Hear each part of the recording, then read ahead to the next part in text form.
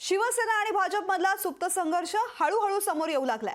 भाजपकडून सुरू असलेल्या मुस्कटदाबी विरोधामध्ये रामदास कदमांनी आवाज उठवल्यानंतर आता संजय शिरसाटांनी सुद्धा विरोधामध्ये राग आळवणं सुरू केलंय।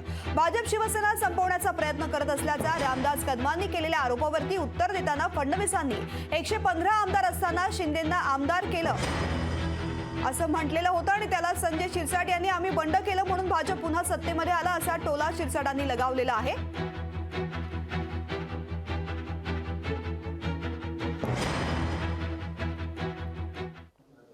मागच्या निवडणुकीमध्ये काय झालं मला माहित नाही, पण पुन्हा पुन्हा जर आमचा विश्वासघात झाला तर माझंही नाव रामदास कदम आहे, मी आज सांगतोय।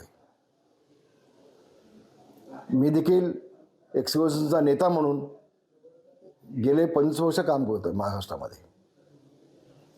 अधिक आज बोलणार नाही, ज्यावेळेला लोकसभेच्या तिकीट जाहीर होतील त्यावेळेला मी माझं वैयक्तिक मत काय ते पुन्हा महाराष्ट्रासमोर मी आणेन, पुन्हा मी बोलेन। त्यांचे 105 आमदार आहेत, निश्चित आहेत, त्यांच्यामुळेच मुख्यमंत्री एकनाथ शिंदे झालेत हे निश्चित आहे।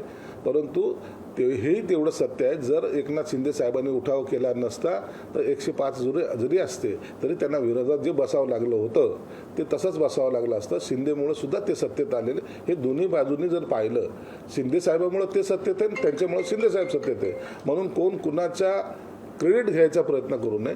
तर आपण युतीमध्ये आहोत आणि दोघांच्या सहकार्याने सरकार चालू आहे एवढी भावना ठेवली तरी पुरे होईल। लोकशाही मराठी ऐका, पहा, जागरूक रहा।